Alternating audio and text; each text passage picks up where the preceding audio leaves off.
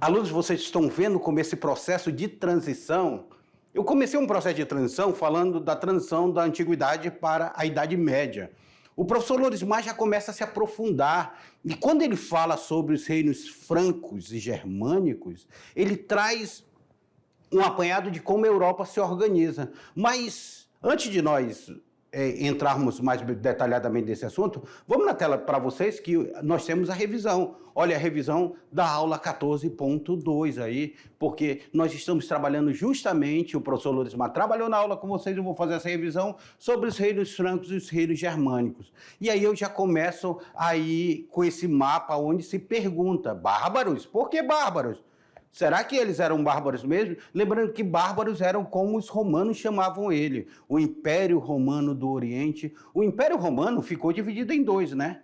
O Império Romano do Ocidente e o Império Romano do Oriente. Só que o Império Romano do Ocidente caiu e foi tomado pelos reinos germânicos, pelos povos germânicos. Quem são esses povos germânicos? Esses povos, eles vinham aqui dessa região norte da Itália. Nós estamos falando dos saxões, dos anglo-saxões, dos francos, dos burgúndios, dos alamanos, dos ostrogodos, dos visigodos, dos suevos, dos vândalos. Então, são alguns povos que eles vão ocupar a Europa. Vimos também que a entrada dentro do Império Romano, ela se deu de duas maneiras. Uma, pela migração. Os germânicos entraram no Império Romano no século III e IV de forma pacífica, por meio de acordo com o governo de Roma, e outra foi por invasões no século V, período em que os germânicos penetraram no reino romano de forma violenta e brutal. Aqui vai ser o início da derrocada.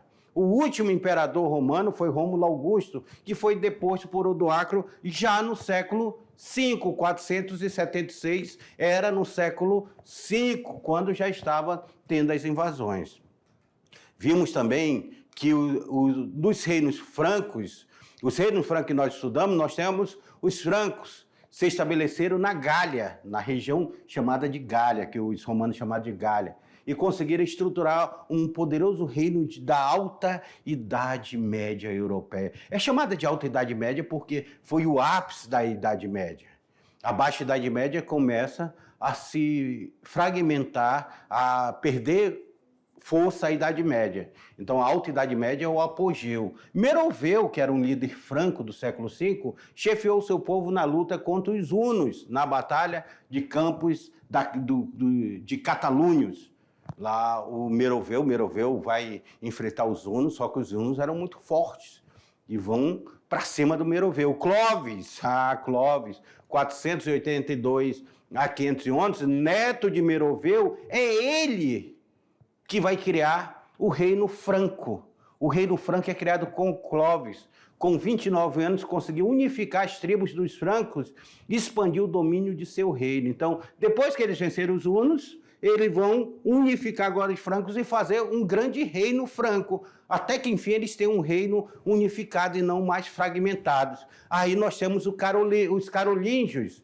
Percebam vocês que os carolíngios eles já chegam no século VIII, nós já estamos aqui no século VIII, porque em 751 Pepino destronou Childerico III, o último reino merovingio, e fundou a dinastia carolíngia. Então Meroveu tinha feito o reino merovingio e o Pepino vai colocar a dinastia carolíngia. Após a morte de Pepino, sucedeu-lhe o trono seu filho, Carlos Magno, que governou os francos durante 46 anos. Foi um dos maiores reinos que existiu naquele período. De 25 de dezembro de 800, Carlos recebeu do Papa Leão III o título de Imperador do Novo Império Romano do Ocidente. Imperador do Novo Império Romano do Ocidente. Sabe o que vai caracterizar isso daí, meus queridos alunos? Olha aí, a figura de Carlos Magno. Sabe o que vai caracterizar isso daí? Vai caracterizar o segundo Reich. É o segundo Reich. Nós temos aí o reino do Império Romano do Ocidente aí, o segundo Império Romano do Ocidente. Eles vão dizer, então, agora nós temos um reino, nós temos uma estrutura 25 de dezembro de 800, então o Papa Leão III ele vai consolidar isso em nome de Carlos Magno. Faça atividade que eu já volto com vocês, tá bom?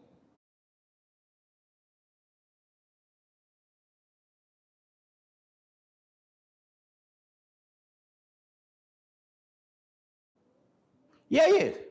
Tava difícil a atividade? Deu tempo mesmo de eu tomar um cafezinho ali direito, rapaz? Vocês já terminaram a atividade? Pois é, porque agora nós vamos corrigir essa atividade. E essa atividade de vocês, ela vem consolidar o que nós estudamos. Lembrando, nós estamos em um processo de transição da antiguidade, vimos a antiguidade tardia e entrou dentro dos reinos merovingios e carolíngios ali, esses reinos se consolidando aí na Europa. A Europa que até então, aquela região, fazia parte do Império Romano do Ocidente. Só que os germânicos tomaram o Império Romano do Ocidente. O que é fragmentar? Vocês já quebraram um vidro aqueles vidros temperados? Já quebraram aquele vidro temperado? Ele não fica cheio de pedacinho? Aquele vidro ficou fragmentado, parecia a Europa. A Europa estava altamente fragmentada em tribos, em povos. E algum desses reinos, aí eles tentam unificar esses povos dentro de um reino. Porque a figura de um rei, até então, não era uma figura que tinha uma característica forte. Nós vamos ver que depois, na Idade Média, o poder do senhor feudal muitas vezes era maior do que o poder do rei. E esse poder não se formava ainda uma nação, que nós conhecemos como estados-nações, que só vão formar lá na frente, quando nós formos estudar os estados absolutistas. Então, essas são as características. Na tela para vocês, porque nós temos a questão de número 1. Vamos lá, discutir cada questão dessa daí. E a número 1, ela fala o seguinte: de acordo com o dicionário Aurélio, o termo bárbaro pode se referir a algo admirável, espantoso ou cruel e desumano. Os gregos e os romanos da antiguidade utilizavam o termo bárbaro para fazer referência a... Quem era que eles chamavam de bárbaros? Seriam pessoas com hábitos considerados selvagens, rudes e por isso inferiorizados? Será que eram esses que eles diziam? Ah, vocês têm uns hábitos selvagens. Selvagem na concepção deles, né? Vocês têm um hábito rude, vocês vão ser inferiorizados ao nosso povo. Será que era esse povo que eles chamavam de bárbaro? Ou seria pessoas que, numa atitude de espanto e assombro, questionavam os temas da vida? Ah, você é um bárbaro. Ou seriam grupos principalmente de jovens que praticavam esportes radicais e perigosos. Olha, aquele cara é um bárbaro, faz esporte radical. Ou qualquer inimigo de guerra que atacasse uma cidade ou província romana. Ou seriam pessoas cultas, que não dominavam a língua grega ou latim. Quem eles chamavam de bárbaros? Os romanos e os gregos da antiguidade eram povos bem desenvolvidos para a época. Então eles olhavam povos que tinham hábitos diferentes deles, eles diziam que aqueles hábitos diferentes eram considerados selvagens. Só porque não era o mesmo hábito deles. Ah, eu estou comendo aqui, eu estou comendo de uma forma delicada. Aquele cara já chega comendo de uma forma não delicada, uma forma selvagem. Na concepção dos gregos e dos romanos. Ele dizia, olha, essas pessoas elas são muito rudes, elas não conseguem compreender a filosofia, a arte, a poesia, a escultura, a arquitetura, então elas são muito rudes, elas são bárbaras. Eles diziam que esse povo era um povo inferiorizado. Tinha mania de falar isso. Assim mesmo, quando os portugueses chegaram no Brasil, que encontraram os povos originários, diziam, olha, esse povo aqui é um povo bárbaro. Porque tinha uma cultura diferente, eles não conheciam a cultura desses povos. Quando eles chegaram os incas, os maias, os astecas, eles achavam que eram bárbaros. Mas eles não respeitavam a cultura do outro. Então é por isso que o termo eles utilizavam muito e chamavam esses povos germânicos de bárbaros. Na tela para vocês a resposta correta é a letra? É a letra A, os bárbaros. Vamos lá para a segunda questão.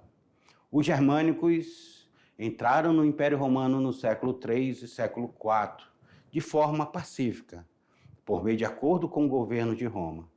Já no século V, essa entrada deixou de ser pacífica e passou por um período em que germânicos invadiram, penetraram no Império Romano de forma violenta e brutal.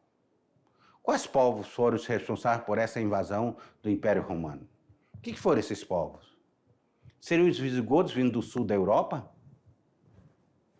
Seriam os alamanos, que também eram conhecidos como vikings? Seriam os hunos, que eram bárbaros, mongóis, vindo da Ásia? Os ostrogodos, que formaram o reino franco? Ou os saxões, que ocuparam toda a Península Ibérica? Olha a pergunta. Os germânicos entraram no Império no século III e IV de forma pacífica, por meio de acordo com o governo de Roma, já no século V, essa entrada deixou de ser pacífica e passaram por um período que os germânicos invadiram, penetraram o Império Romano de forma violenta e brutal. Quais povos foram os responsáveis por essas invasões do Império Romano? Quem foram? Quem foram esses povos aí? Foram os visigodos, vindo da Europa, os alamanos, que também eram conhecidos como vikings, os hunos, que eram bárbaros mongóis vindo da Ásia, os ostrogodos, que formaram reinos francos, os saxões, que ocuparam a Península Ibérica. Meus queridos, os hunos eram povos muito temidos. Eles começaram a invadir a Europa.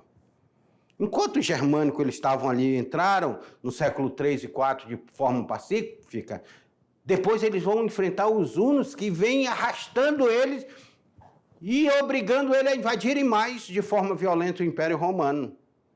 Isso causa um problema muito grande, por isso que a questão correta dessa aí é a letra na tela para vocês. É justamente a letra C dessa questão. Vamos para a terceira? Olha a terceira o que fala. Os francos estabeleceram-se na Gália e conseguiram estruturar um poderoso reino na Alta Idade Média Europeia. Esse reino se formou, expandiu nas dinastias Merovingia, século V e VIII, e Carolíngia, no século VIII e IX.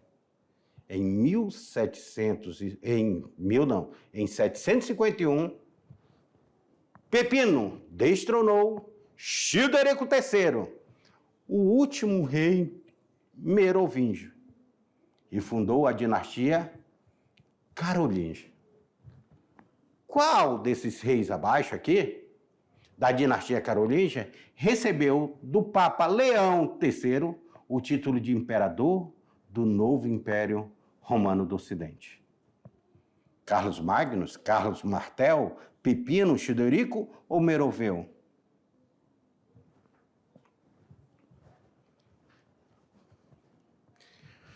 Tem um fato curioso que eu quero chamar a atenção para vocês. É a Igreja Católica. A Igreja Católica, ela tem um domínio muito grande na Idade Média, porque a Igreja Católica, que ela participa do Império Romano, a queda do Império Romano não significou a queda da Igreja Católica. Só para vocês terem uma ideia. Não significa a queda da Igreja Católica.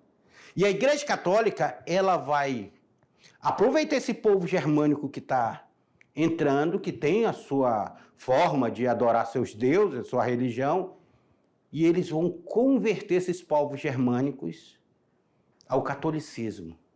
E esses povos, eles se convertem ao catolicismo e eles passam a ser reis católicos. Ou seja, precisava da figura do Papa para coroá-los, para eles se tornar rei, porque representava que eles estavam recebendo um poder divino. O Papa Leão, ele vai, dentro dessa característica, ele vai coroar o imperador, que é o que eu estou precisando saber. O Papa Leão III, ele coroa o imperador e ele diz: olha, a partir de agora, nós conseguimos reestruturar o novo Império Romano do Ocidente. Porque o Império Romano do Oriente já existia. A igreja ela tentava colocar um rei para ela também se fortalecer. Ela diz, a partir de agora você vai ser coroado um novo imperador do Império Romano. Os germânicos chamam isso de segundo Reich.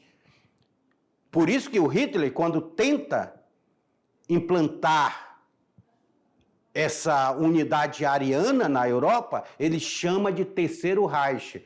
O primeiro Reich vai ser quando os germânicos invadem a Europa, transição da Idade Antiga para a Idade Média.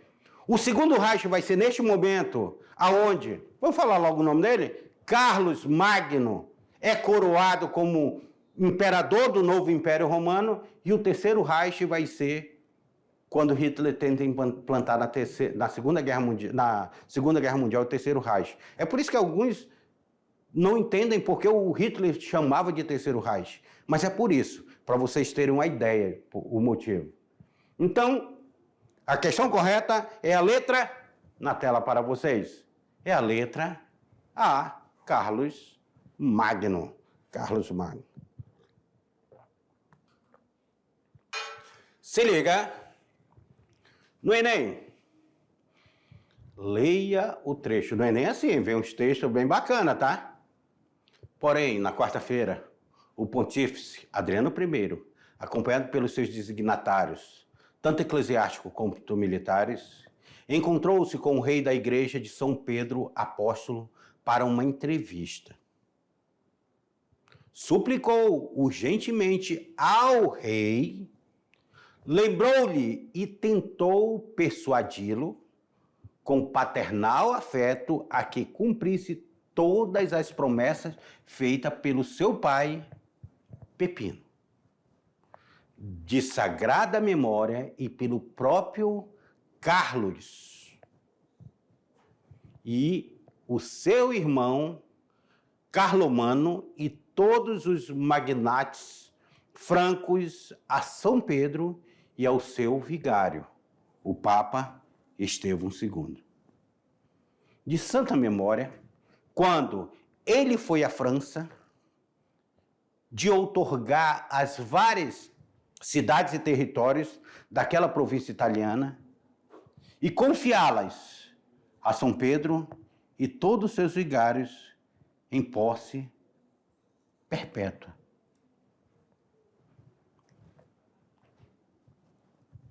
Sabe o que é isso? Isso é esse texto ele fala de um grande acordo que a Igreja Católica fez com o reino carolíngio e com Carlos Magno também, que disse, não, nós seremos o novo Império Romano, mas nós vamos obedecer e vamos preservar e vamos assegurar as posses da Igreja Católica. A Igreja Católica até hoje ela não tem a sede dela em Roma? Pois é, vem desse período aí. Mas vamos para a questão aí, o que a questão nos pede? Tela. Com base no trecho, demonstra o pouco interesse de Carlos Magno em agradar a Igreja Católica? Seria isso? O texto evidencia a proximidade que Carlos Magno tinha com a Igreja Católica? Ou demonstra o fracasso da guerra de expansão dos carolíngios? Ou o texto retrata a animosidade dos carolíngios com a Santa Sé, com a Igreja Católica? Ou todas as alternativas acima estão corretas? O que vocês acham? O que o texto evidencia? É claro, meus queridos alunos, o texto... Vem cá comigo. O texto vem evidenciar esse acordo, essa aliança que tinha Carlos Magno, ao receber o trono lá do Papa Leão III, tinha com a Igreja Católica. Então, é isso que o texto está evidenciando. Então, não, eles não brigaram, eles eram unidos. Na tela para vocês, a resposta correta é a letra B. Evidencia a proximidade de Carlos Magno tinha com a Igreja Católica. E aí, chegamos ao final de mais uma aula. Mas eu não quero que você saia daí. Não saia daí porque nós teremos mais uma aula daqui a pouquinho. Não perca por esperar.